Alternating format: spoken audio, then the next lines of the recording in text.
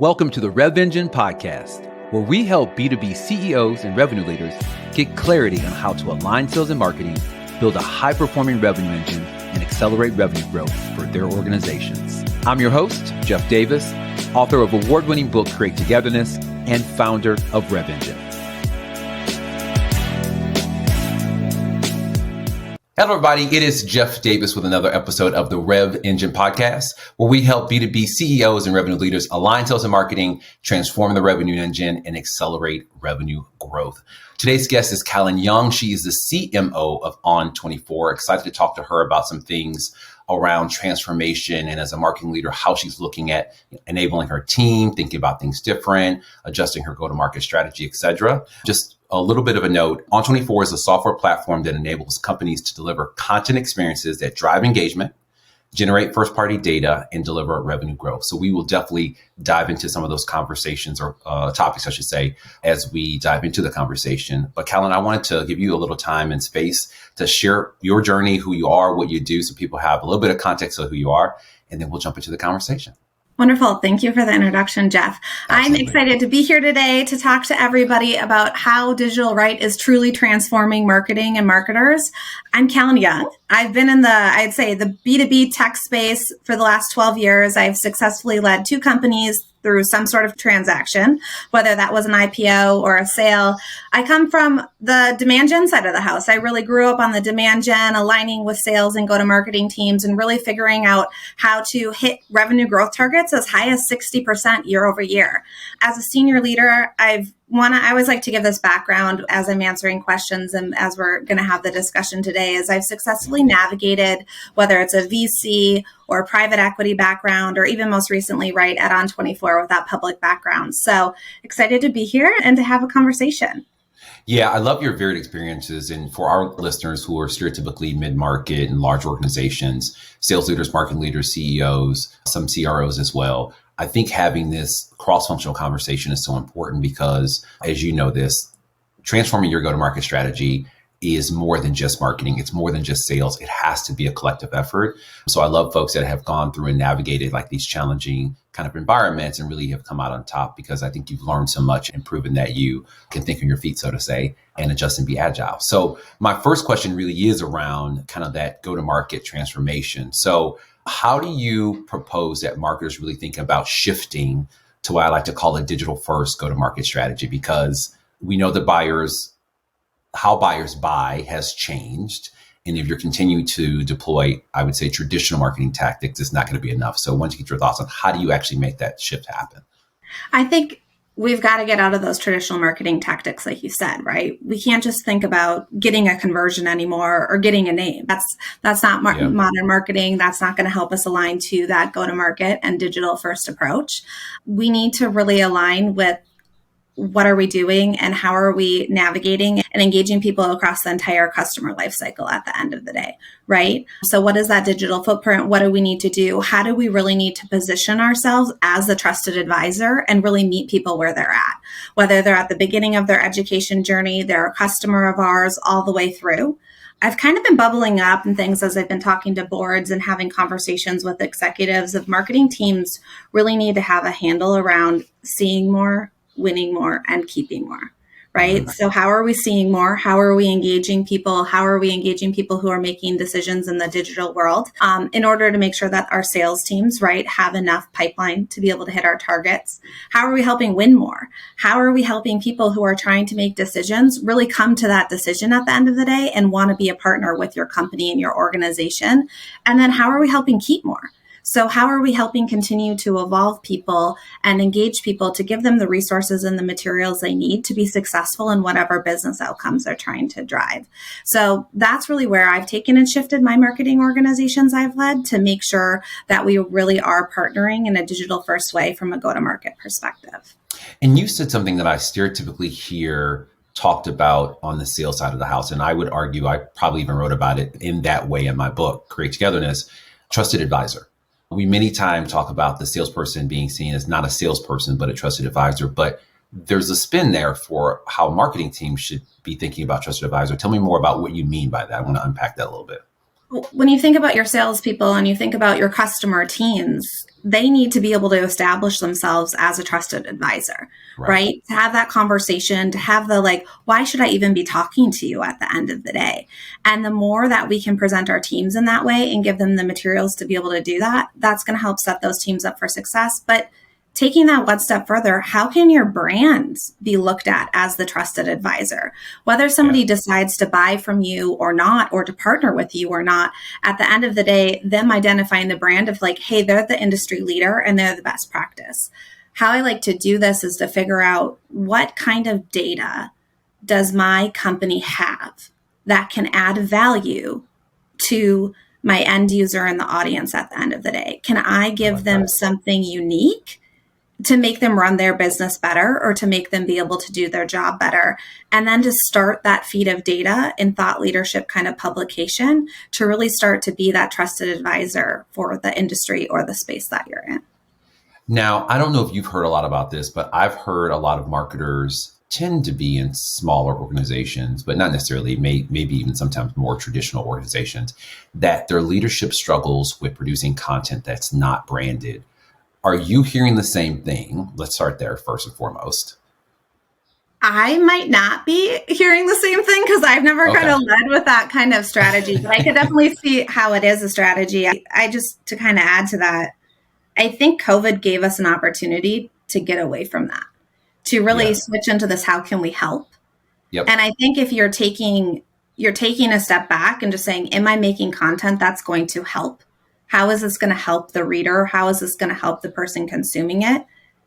Mentally, I think that helps us get away from feeling like it needs to be branded, because ultimately they're going to kind of come back through that channel.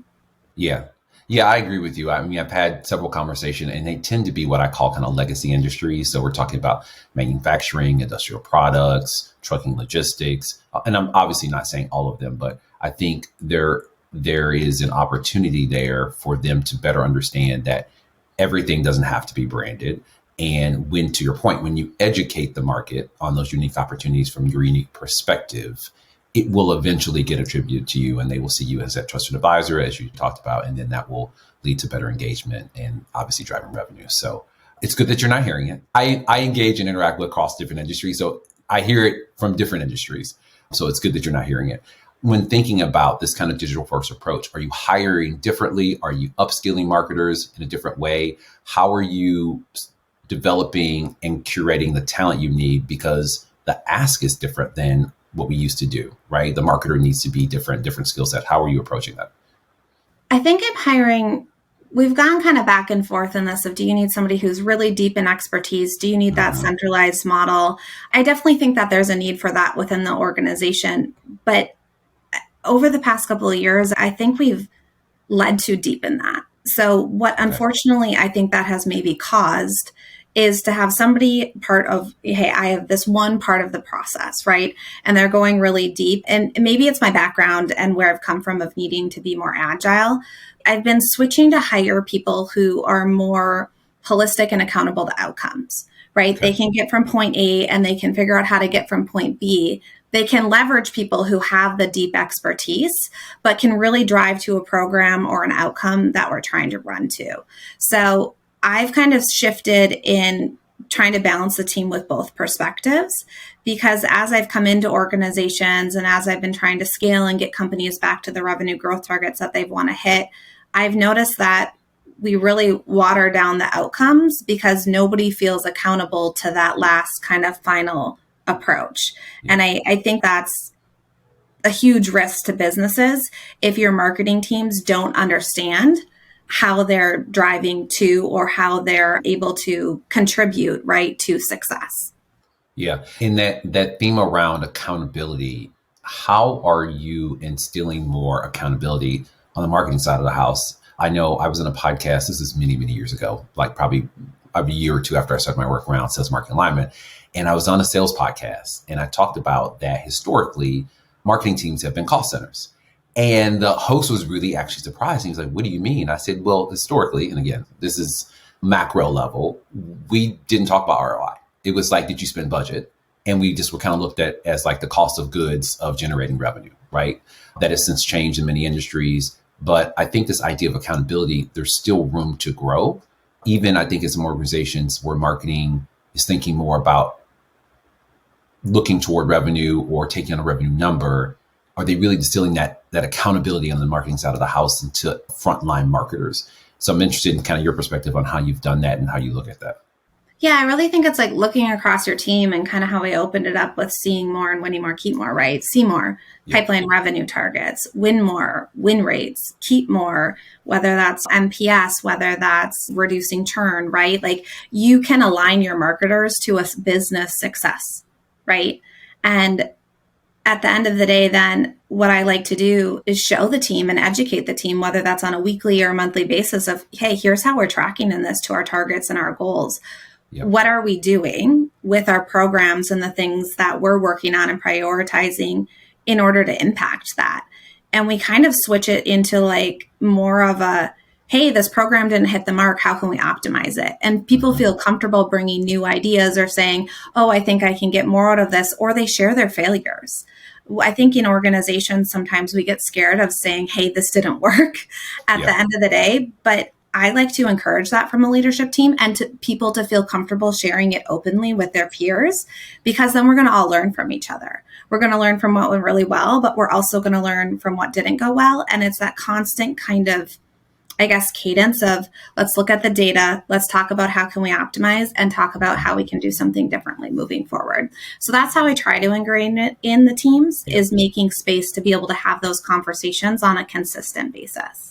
And how are you shifting people's mindset from just a very narrow focused marketing tactics or campaign level look to a more kind of omni-channel like revenue of like in totality, how are these efforts all aligning to drive results? Because I feel like that is a Herculean task to do. I think we are, as marketers, are ingrained to be like, I'm running this Facebook campaign or whatever it is, and then I'm going to report back in 2 quarters and let you know how things are going, or these are the KPIs I hit. Checkbox, I'm done. I've done my job.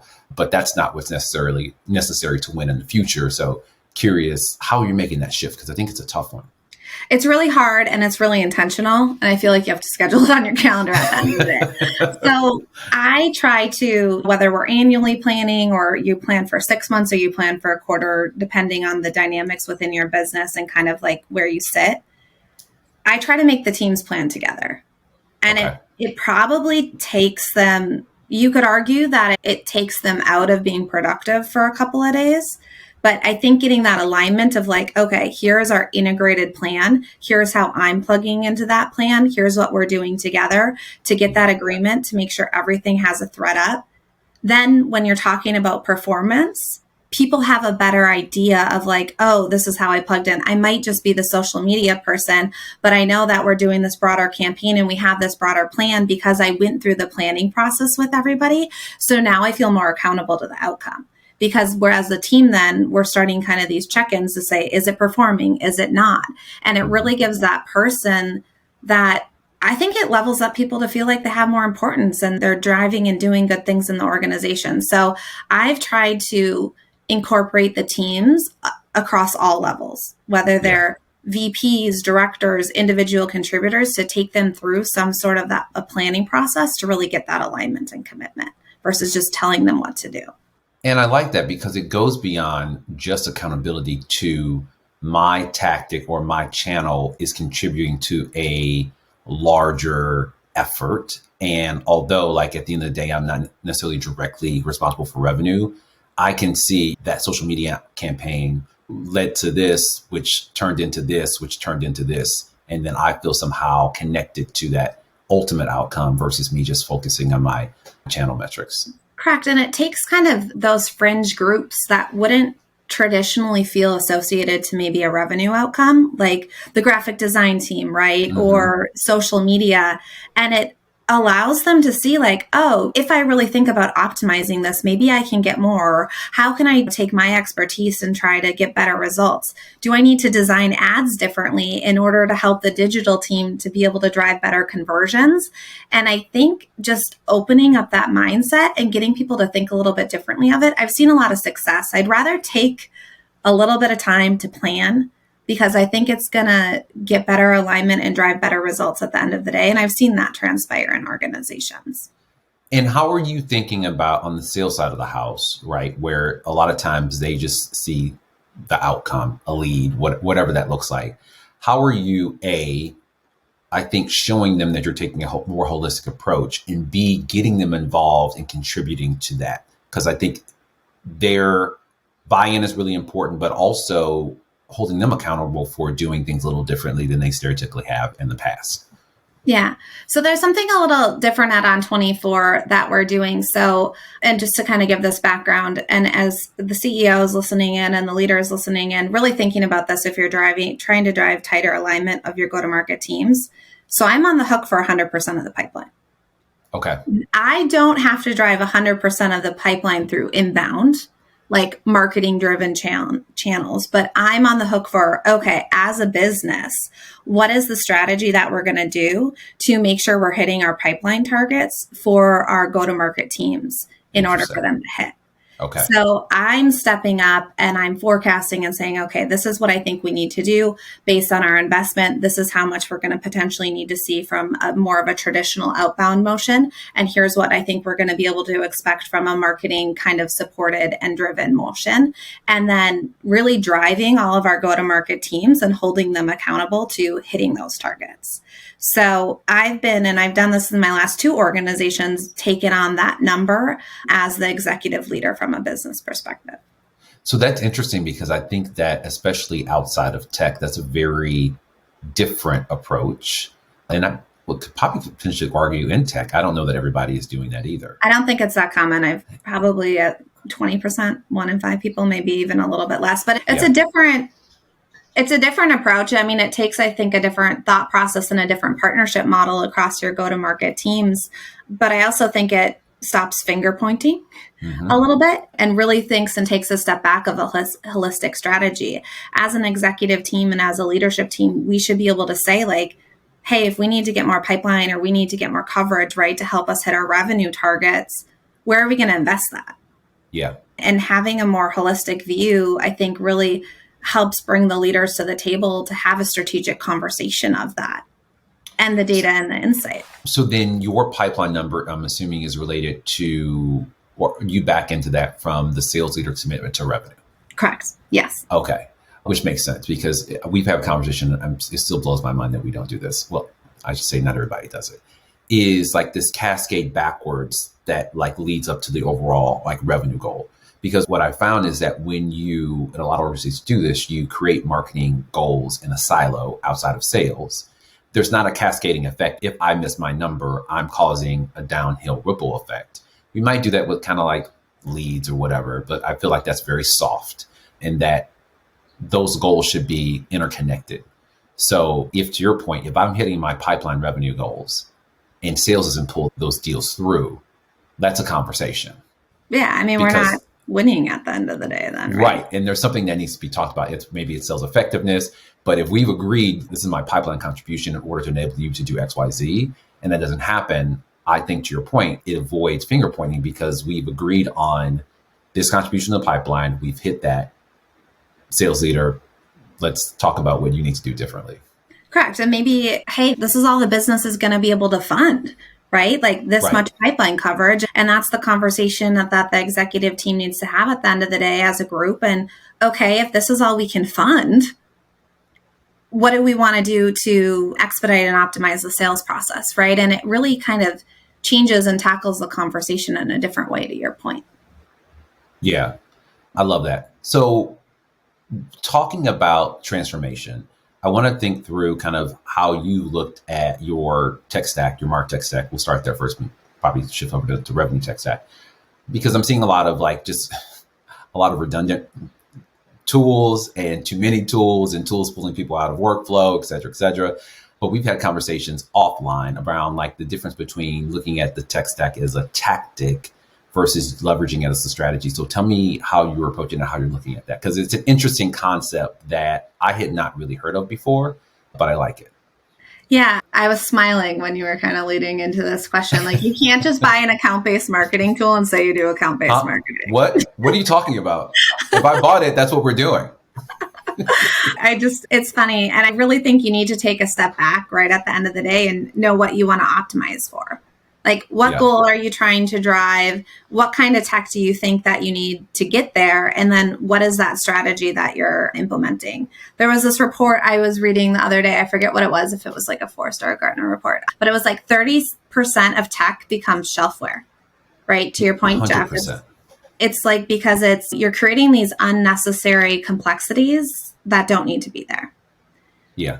When I came in at On24, we actually took our tech investment down by 30% because of that exact thing. So I've been more kind of favoring and optimizing in the way of getting these more expansive tools that aren't necessarily so siloed and specific, and they're going to help us optimize this one thing and we're going to do it really great, instead of saying like, okay, how can I have one tool that does 3 or 4 different things that helps through a broader piece of it, to really then encourage my marketers to incorporate it into the strategy, and then to figure out how can we have better outcomes because of whatever workflow we're working towards.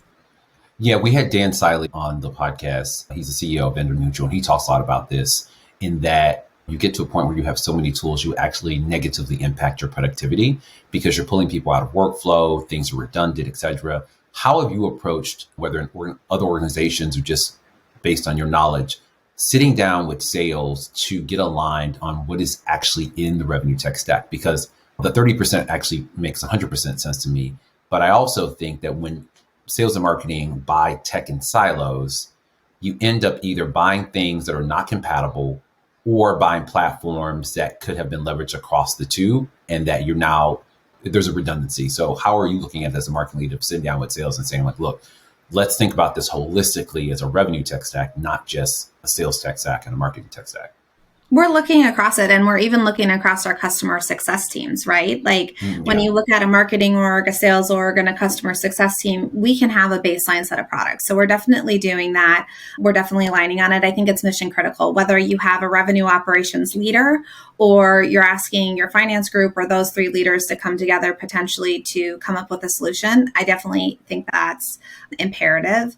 I think the other piece to this is buying different tools and then just assuming the other teams are going to be open to logging into them, accessing them. One thing I've been really passionate about over the last handful of years is, if we're buying a tool that we expect like a sales rep or a business development rep to use, what is the level of ease of use? Like, as a marketer, what do you think the probability is that the sales rep is going to go outside of their traditional workflow and log into that? Because I think if you take a step back, one thing that I don't think it's radically evolved over the years, is a standardized sales process, right? Like, it's still the standardized sales process that we've always had.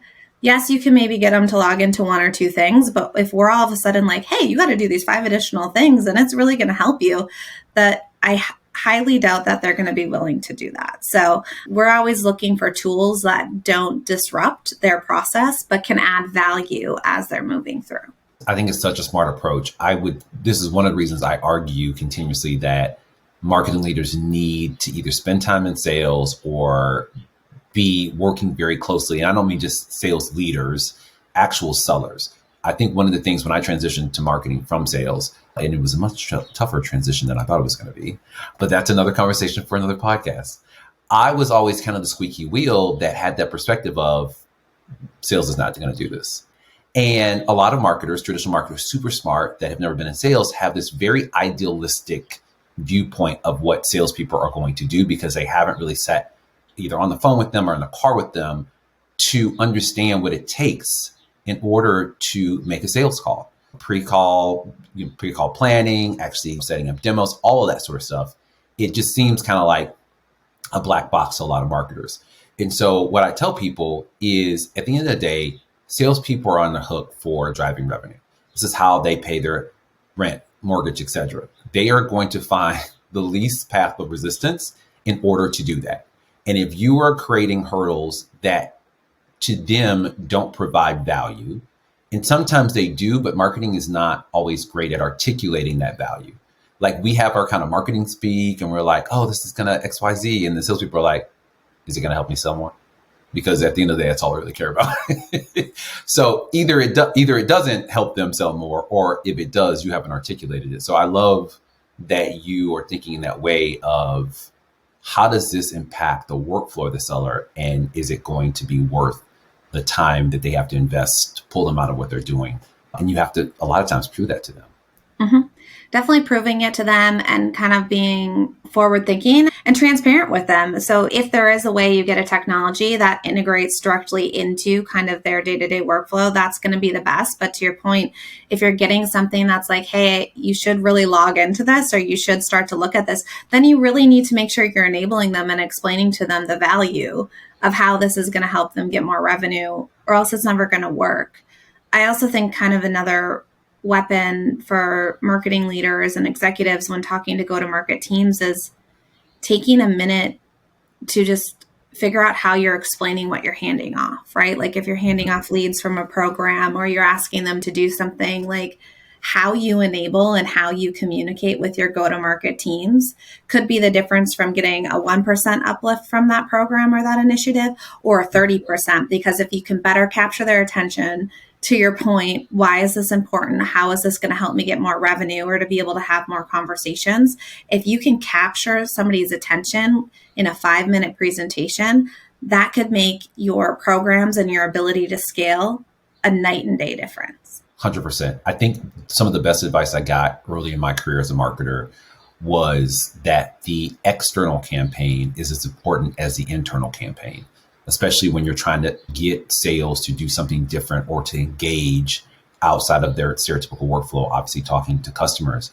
And I think that's sometimes where we fall down, is we get so busy and wrapped up in creating these amazing campaigns and programs, et cetera. And then we release it into the market and we're like, why is sales not doing X, Y, Z? And why are they not engaging? Why are they not sharing on social? Because we sent out an email that explains to them, do these things on Friday at 2:00, and we expect them to read that email and then do it, right?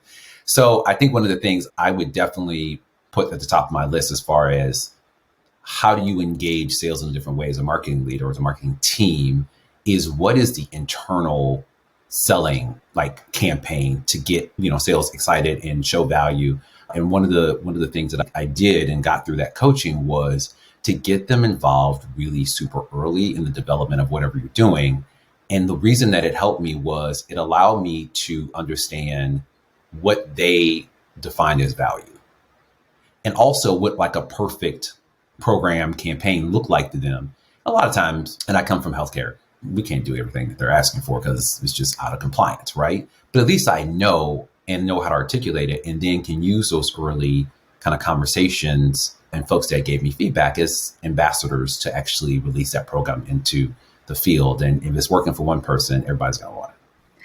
We do that a lot. And I think that's mission critical. We're doing that right now for a campaign we're trying to launch. We're trying to get a little scrappy and figure out how to break out in this market and the conditions. And I think the other thing to that is I've noticed, don't be afraid to ask for commitment, right? Jeff, you said, hey, the sales team or the other teams across the organization, they come to you and they're like, hey, can you do this for me? And then sometimes, right, it was just like heat of the moment requests that wasn't necessarily, but your marketers could have gone off and extended time and resource against that. So I've got my team to say, yes, I think that's a great idea. Let me come back and find a solution for that. Can I get your commitment for you to help me with this?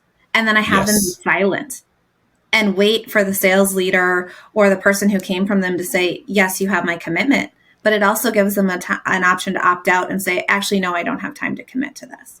And it kind of establishes that mutual relationship and kind of to drive to an outcome, because then that marketer can go back and say, hey, you said you were committed to helping me with this. How can we get this to be the outcome we want? So another nuance and kind of like trick there with the teams. No, but I love that because it also, I think, pulls, because I've also seen in some cases, especially with junior marketers or a marketing team that isn't looked at as a strategic partner, they're looked at as sales support. You start to say yes to everything because you're like, oh, well, sales asked for it. Sales needs it. Let me tell you, sales is very focused on the individual, the team, the district. And at a macro level, it may not make sense for your business, especially if you have a smaller team. So you are able, in the way that you presented that, giving a soft like, well, explain to me why you think you need this. Like, what does that mean? Because, and I've been in the field where I'm like, if we have this one thing, it would change it for everybody. And then you find out it's like, no, it's just for your territory. And you're not putting, 10 marketers on a program that's only going to be effective for your territory. So I think it's a great approach. The one thing I did see when time to do a little research on 24 that I thought was interesting, I want to get your perspective on. So the idea of first party data. And I think that's becoming more and more important for organizations. And I've seen a lot of marketing leaders prioritize that. Tell us kind of how you've been approaching that differently and why more marketing teams should be more focused on generating first party data. I think first party data really helps you get to know your audience and whoever you're engaging with. So we've been more forward, and since I've been at On24, figuring out different ways to engage and to get feedback with our audiences. So whether that's taking a minute to do polls, whether that's taking a minute to do surveys, right? Thinking about, okay, when I'm on this digital journey, somebody might be willing to give me 30 seconds of their time. What does that look like? Somebody might be willing to give me 30 minutes. Somebody may be even willing to give me an hour. So when we're thinking about that engagement based on their level of commitment for whatever they're opting into, how can we get the most out of that moment in time? So in even our virtual experiences, we've added in polling, we've added in asking for feedback. It actually helps us get insights and iterations on our messaging and our positioning and what's important to them. Taking a moment to say, hey, was this relevant? What other topics do you want to hear? And then actually applying that back into your system or applying that back into what the go-to-market teams are talking about can really help you iterate in real time. So I think taking a step back and saying, how are we capturing first-party data on people throughout the entire journey really helps get that outside in perspective that a company might not necessarily have. And how are you capturing that in a way that feels like you're trying to engage them better versus just get information out of them? Because I could see it where you, not necessarily individual tactics, but you poll and survey, you ask questions, and it becomes to a point where the buyer feels like you're just trying to get information out of me so that you can send me an ebook or invite me to something else. Like, how do you do it in a way that is less transactional, maybe is the way to say it.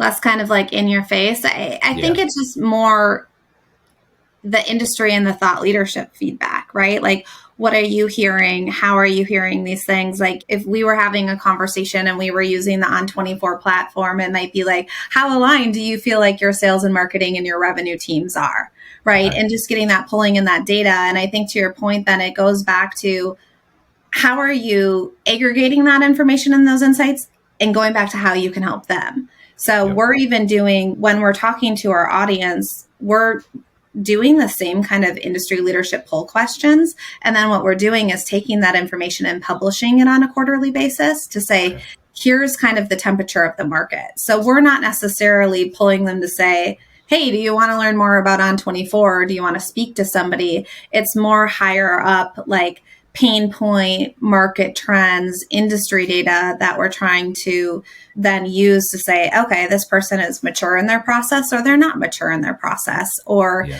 kind of that kind of stuff.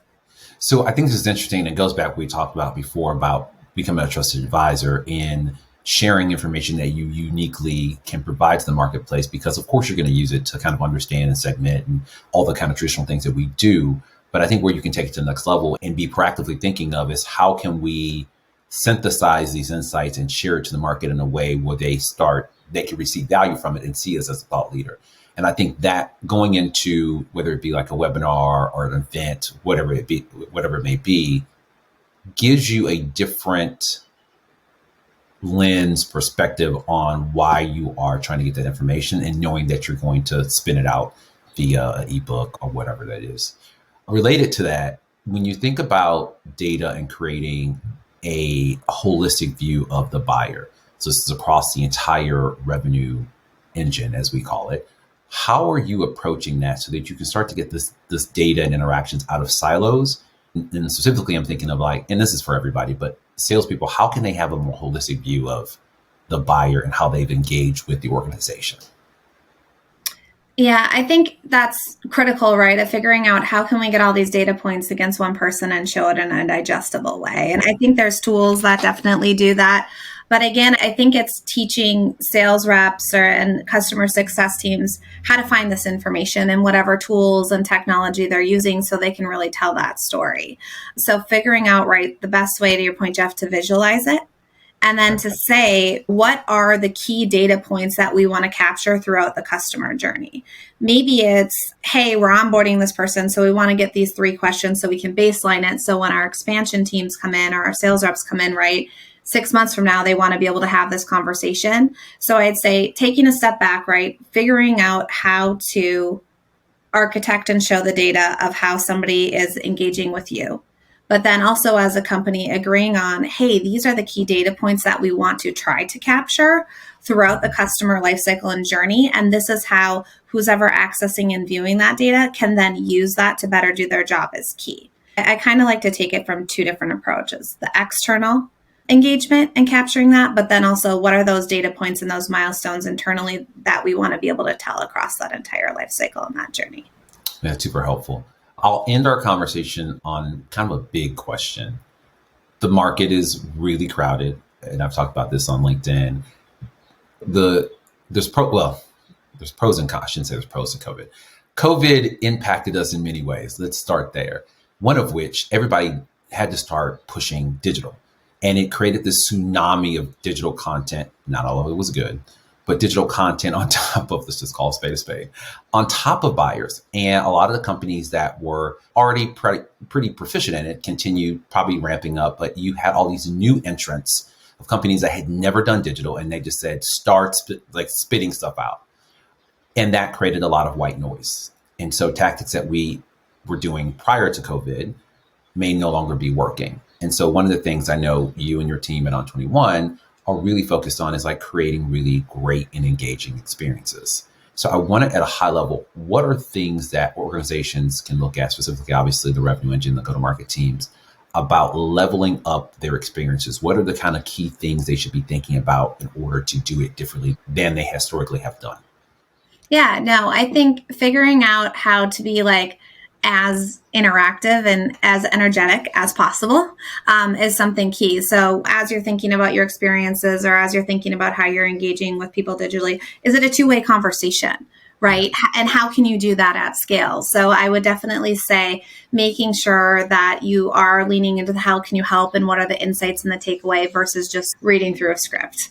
I would definitely say figuring out how you can kind of take these more digital, broad-based experiences and make them more personalized. So is there a way to be able to go into like breakouts, right, and bring like people together? Is there a way to have unique follow-ups in those unique conversations? So that personalization aspect, as much as you can do that, is the best. So we don't feel like we're just one person, a part of the crowd.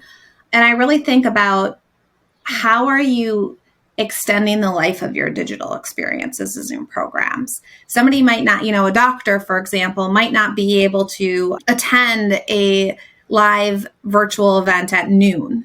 But when they get done with the day at 5, 6 o'clock and they're getting back to their computer, checking their email, or they want to do some sort of education, is there a digital on-demand takeaway that they can watch on their own, right, to be able to consume that? So I think that always on evergreen digital piece is definitely something for teams to think about, especially some of these groups, right, that are maybe slower to the curve, some of these industries to get ramped. Like, you're going to put a lot of effort into doing something that might only have like a 30-minute life. So how can you extend that so you can really extend that reach and get the most out of that program that you put together? Yeah, and you make a really good point that I think is one of the things that's top of mind for me and thinking of is a lot of, and I would say tech stereotypically does this really well, but you create these large scale videos, you create all of these like big assets, and then you just use it once. And I'm like, people, like talking about ROI and being sensitive to budget is like, how can you go into the mindset of, for instance, if you're creating this overall video campaign, how do you create it and like, how do you chapterize it? So that like you can share it on social later, or you can turn it into individual modules. Like, there's so many things you can spit out of rich content that I sometimes, especially if you're working with agencies, Like the marketing team doesn't think ahead of to say, although this is a video asset that we're creating, these are the other things that we expect to spit out, or that can be done internally, whatever that looks like. But I think that should be a part of the scope of the project of like, how can we repurpose this in different ways? How do you turn it into an integrated campaign, right? Like to do live or virtual, like these digital experiences, it's a really heavy lift, right? Very and you much so. have to think through it, and you have all these materials. So why not break that down into 5 or 6 different things and really maximize and build on that life cycle of that? So 100%. Well, I love that we were able to get you on the show. As expected, I thought that this was a really great conversation. There's a lot around the transformation of kind of the go-to-market strategy, this whole approach to digital first, looking at data differently, and really, as we kind of close out on creating experiences that are engaging, but also give you insights that you can use to position yourself as a thought leader, as a subject matter expert, that you can give value back to your community and potential buyers. So for those that want to follow up on you, learn more about you, Callan, and On24, what is the best way for them to get in contact with you? I would say follow me on LinkedIn, send me a message if you want to connect, as well as follow the On24 LinkedIn page. There's always a lot of really great best practices, trusted advisor content on how you can really take your digital engagement and your digital experiences to the next level. So I'd say those are the 2 places. Love it. Well, those that are listening, if this conversation was engaging to you and you learned some things, be sure to follow Callan on LinkedIn as well as the On24 team. And Callan, again, I thank you for your time. We look forward to seeing you in the future. Awesome. Thank you. Thanks for listening to the Rev Engine podcast. I hope today's episode provided you with some actionable insights that will help you begin the process of transforming your organization to a high-performing revenue engine. If you found today's episode valuable, we ask that you support the show's growth in 3 ways. First, share the episode with your friends and colleagues. Second, follow me on social media at Meet Jeff Davis on LinkedIn, Instagram, and Twitter. And finally, give us feedback on who you'd like to see on the show next. That's all for this episode. We look forward to having you join us next time where we continue the conversation on how to build a high-performing revenue engine.